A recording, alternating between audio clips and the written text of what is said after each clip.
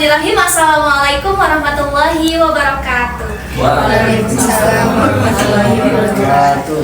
Baik, perkenalkan kami dari kelompok 5 yang akan membahas tentang layanan doa. Sebelumnya izin perkenalan dulu, saya Agnes Dinda Pradisya sebagai moderator.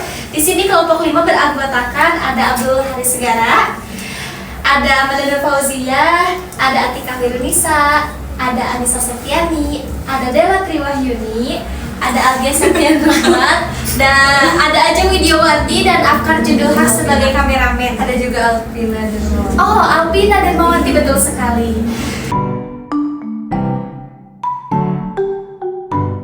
Nah, langsung saja ya, sebelumnya akan dibacakan terlebih dahulu SOP-nya tentang layanan doa ini. Yang pertama, ada definisi. Permohonan dengan merendahkan diri dan kembali kepada Allah atas segala hajat dan kebutuhan. Doa adalah kunci kebutuhan, penghibur orang-orang yang duka, pelindung orang-orang yang terjepit, dan pelega bagi orang-orang yang terhimpit kebutuhan. B. Prinsip. Berdoalah kepadaku, niscaya aku akan memperkenankan bagimu. Sesungguhnya orang-orang yang menyombongkan diri dari menyembah aku, dia akan masuk ke dalam neraka jahanam dalam keadaan sehina-hinanya. Quran Surat Al-Mu'minun ayat 60. Untuk orang sakit, doa memiliki dua fungsi. Yang pertama adalah sebagai fungsi ikhtiar, dan yang kedua adalah fungsi obat. Tata cara pelaksanaannya: 1. Ada tahapan prainteraksi. Validasi nama pasien, kaji ulang apakah pasien sudah terbiasa berdoa ataupun tidak, dan siapkan alat-alat dan buku doa untuk pasien. Yang kedua, ada tahap orientasi. Senyum sapa kepada pasien, jelaskan prosedur yang akan dilaksanakan, jelaskan tujuan pelaksanaan doa, berikan kesempatan kepada pasien untuk bertanya, anjurkan pasien bebas dari hadas besar maupun kecil, pastikan tempat dalam keadaan suci, aman, dan nyaman, dan tutup dengan tirai. Yang ketiga, ada tahap kerja, yaitu cuci tangan dengan disinfektan dan keringkan, gunakan baju kerja, masker, dan sarung tangan jika diperlukan, bantu pasien untuk mengatur posisinya senyaman mungkin, hadapkan pasien ke arah kiblat bila memungkinkan, jika tidak memungkinkan juga tidak apa-apa, senyamannya saja ya. Ucapkan basmalah bersama pasien untuk memulai kegiatan, bimbing pasien untuk memulai berdoa. Doa dibacakan adalah doa ketika hendak meminum obat. Anjurkan klien atau pasien membaca hamdalah setelah berdoa, rapikan alat-alat, dan kembalikan pasien ke posisi semula. Dan tahap yang keempat atau tahap yang terakhir adalah tahap terminasi.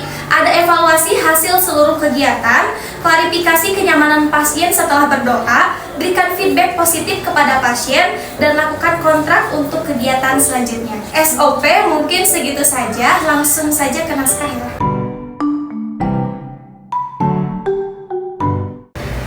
Kasusnya, pasien dalam keadaan tidak mau untuk berdoa.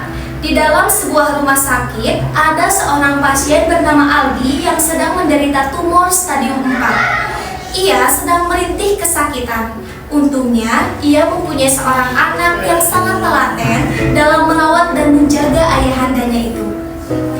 Sang anak bernama Dela. Namun, di balik itu semua, di balik penjagaan dan perawatan yang dilakukan oleh Dela selaku anak, ternyata Dela ingin ayahnya cepat meninggal demi mendapatkan harta warisan yang melimpah ruah. Ia tidak peduli dengan umur ayahandanya yang diprediksi oleh dokter hanya akan 1 bulan lagi menuju ajalnya. Karena bukan dari keluarga dan bukan berasal dari keluarga yang memegang teguh agama, Algi tidak terlalu percaya dengan adanya kekuatan doa. Pihak rumah sakit memerintahkan perawat rohani Islam untuk membantu Algi dengan layanan doa. Sempat terbesit di benak Algi untuk mengikuti saran dari perawat rohani Islam, tapi Dela selalu mencoba untuk melarangnya agar tujuannya adalah agar Allah murka dan cepat mencabut nyawa dari sang ayahandanya itu. Akankah Algi setuju untuk mengikuti arahan perawat rohani Islam? Mari kita saksikan kelanjutannya. Let's check it out.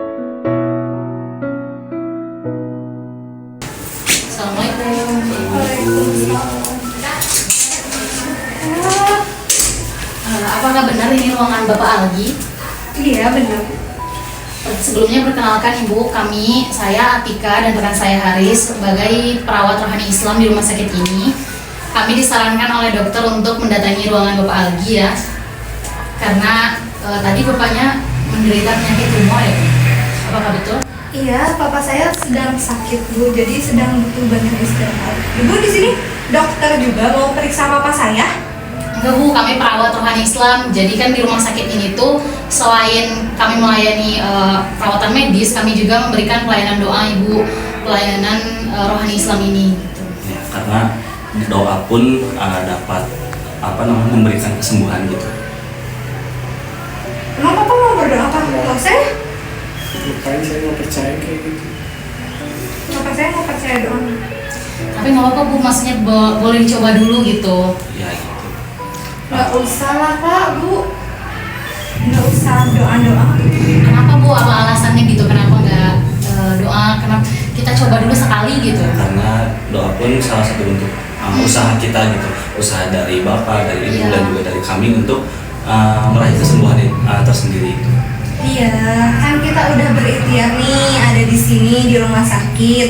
Itu kan udah termasuk ikhtiar. Toh dengan berdoa juga nggak mungkin kan papa saya langsung sembuh. Betul Ibu, tapi kan selain kita itu butuh perawatan medis, kita juga butuh perawatan rohani gitu dalam diri kita. Jadi jangan, walaupun dokter itu bilang kayak umur Bapak tinggal 1 bulan lagi, tapi kan nggak ada yang nggak mungkin ya kalau misalnya Allah berkehendak gitu Bu. Jadi kami menyarankan untuk mengikuti pelayanan doa ini Bu. Gimana tuh papa saya juga nggak mau? Nggak usah lah, tinggal 1 bulan lagi kan. 1 bulan lagi tuh dimanfaatin buat ya tenang-tenang gitu, nggak usah berpikiran berdoa, makin nambah beban kan. Jadi tapi apakah mungkin kita coba dulu saja gitu.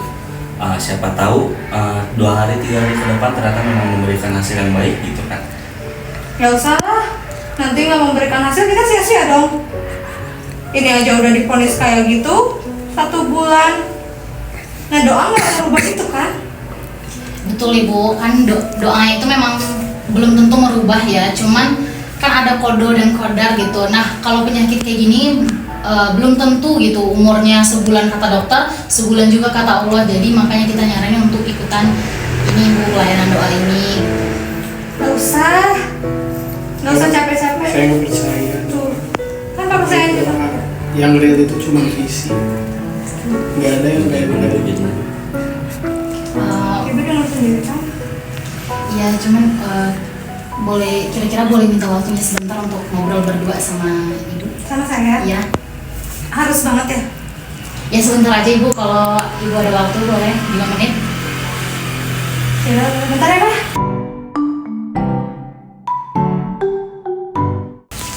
Jadi Ibu, kira-kira apakah Ibu bersedia untuk Bapaknya diberikan pelayanan doa? Gini ya, kan bapak kayak saya itu tinggal 1 bulan lagi, umurnya tinggal 1 bulan lagi. Gak usah kayak doa-doa gitu. Toh 1 bulan lagi juga bapak saya bakal meninggal kan? Tapi Bu, kita kan perlu juga usaha gitu Bu, ikhtiar gitu.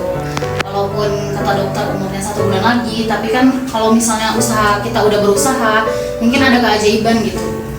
Udahlah, saya udah berusaha tuh mahal-mahal di rumah sakit ini tuh mahal Bu. Di sini tuh saya udah berusaha bawa papa saya ke rumah sakit, itu juga udah usaha. Udah nggak usah kayak doa-doa, udah cukup, papa saya juga mau.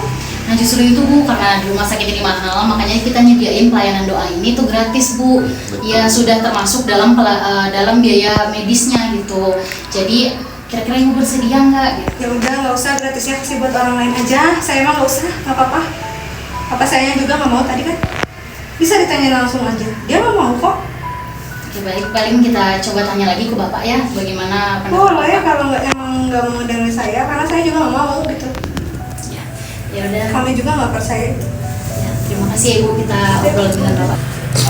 Bagaimana Bapak, apakah Bapak ingin coba untuk berdoa dulu atau bagaimana? Kayak mana doa? Kayak gimana? Jadi nanti untuk teknis doanya itu mungkin saya bacakan dulu, nanti mungkin akhirnya Bapak dan Ibu mengaminkan, kemudian selanjutnya nanti saya baca, Bapak dan Ibu ikut membaca. Nggak usah apa, ribet. Iya gimana dong saya? Anak saya aja. Satu papa kan harus banyak istirahat ya, jadi nggak usah kayak gitu Pak. Istirahat aja. Jadi tetap tidak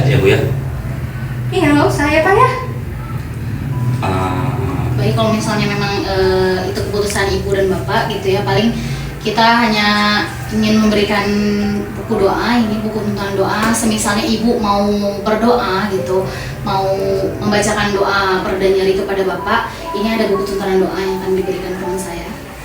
Bentar Ibu, ini nanti apabila Ibu mencari doanya gitu ya, misalkan doa apa namanya perda nyeri atau doa untuk kesembuhan, berharap kesembuhan, itu ada di halaman 117. Nanti Ibu bisa cek sendiri atau baca di lain waktu gitu ya.